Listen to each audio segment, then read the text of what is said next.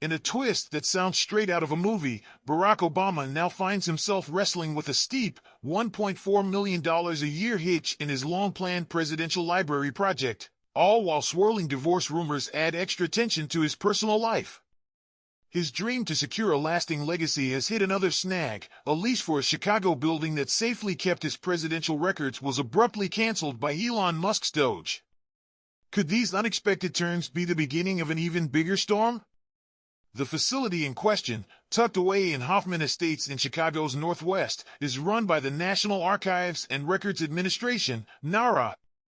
Back in 2016, NARA signed on to lease this building, shelling out $1.4 million every year, according to figures from the General Services Administration. This site stands apart from the sprawling 9.3-acre Obama Presidential Center on the south side, a project valued at $830 million and scheduled to open next year. From the very start, that center has seemed cursed, burdened with lawsuits, soaring expenses, and ongoing construction setbacks.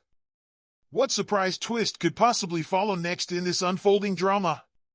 Inside the Hoffman Estates site, tens of millions of documents, secret records, and over 35,000 artifacts and gifts collected during Obama's 8 years in office are safely stored away. Under federal law, any gift given to a president becomes the property of the United States. If the president wants to keep a cherished item, he must cover the full cost. Otherwise, those treasures head to the archives for preservation. Among these relics are a jeweled sword from Saudi Arabia, dresses that Michelle wore during her inaugural ceremonies, Barack's silver BlackBerry, and even a baseball signed by the 2010 San Francisco Giants, as reported by the Chicago Tribune. Soon, these prized items will be moved to a permanent home in College Park, Maryland, and will occasionally be loaned to the Presidential Center to dazzle its visitors. Will these relics one day tell a story of legacy and triumph? Meanwhile, the Obama Center itself, still very much under construction after a series of setbacks, is a private venture, fueled by the Obama Foundation and generous donors. However, it's important to remember that his official records remain the property of the federal government. At the Hoffman Estates building, nearly 25 million unclassified paper documents are being digitized, with plans to make them available online at the center once it opens. How might this digital treasure trove transform our view of recent history?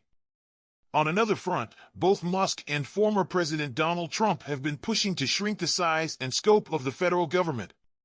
The facility holding Obama's records is just one of many federal leases and contracts being canceled, as revealed in a list published by Doge. Musk's plan aims to shut down roughly half of the government office spaces across the nation. Yet, the Associated Press noted that almost 40% of the nearly 2,300 canceled contracts won't actually save any money, mostly because the funds have already been spent or committed. Federal officials have also revealed that plans were already in motion to exit the lease for the Obama facility later this year. Will these cost-cutting moves finally balance the books, or are they simply reshuffling the deck? Adding another layer to the story, while Obama enjoyed some of the best seats in the House at a Los Angeles Clippers game on Wednesday night, he chose to go without Michelle by his side. Amid months of divorce rumors swirling around a couple married for 32 years, the former president spent the evening with Clippers owner Steve Ballmer, a former Microsoft CEO, and Ballmer's wife, Connie Snyder, while watching the game against the Detroit Pistons. When he was introduced during a break at the packed 18,000-seat Intuit Dome in Inglewood, Obama received thunderous applause as he stood and waved to the cheering crowd. At 63, he has been under intense scrutiny over his marital life, evident in how he appeared alone at both Jimmy Carter's state funeral and Donald Trump's inauguration, where Michelle broke with tradition by not attending. Could these quiet separations hint at deeper stories yet untold? Back at the construction site of the Obama Presidential Center, delays continue to cast a shadow over the project.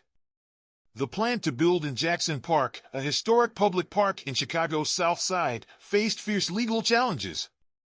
Determined to create something that went beyond a typical presidential library, Obama fought hard for his center in this beloved area, and eventually, approval was won.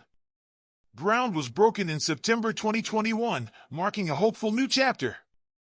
However, in 2022, construction came to a halt for several days when a noose was found on site, sending shivers through everyone involved. Now, the campus, now valued at roughly $830 million, a steep rise from its original $500 million budget, is expected to include a museum, offices for the foundation, a public library, and even a recreational space. The opening is set to break modern records for the longest time between leaving office and unveiling a center, with plans currently pointing to 2026. Will history remember this project as a labor of love or a tale of trials? For a little perspective, Ronald Reagan's library opened just over 1,000 days after his final day in office. Bill Clinton's took 1,398 days. And the libraries for both George H.W. Bush and George W. Bush averaged around 1,653 days. By current estimates, the Obama Center might not welcome the public until more than 3,100 days have passed since he left office. What does this extended wait say about the shifting tides of history and legacy? Each twist in this unfolding story, from pricey lease troubles and government cutbacks to personal challenges and construction delays, adds another vivid brushstroke to a portrait of modern leadership, legacy, and the unforeseen hurdles that come with it. The stage is set, the players are in motion, and the next chapter might be just around the corner.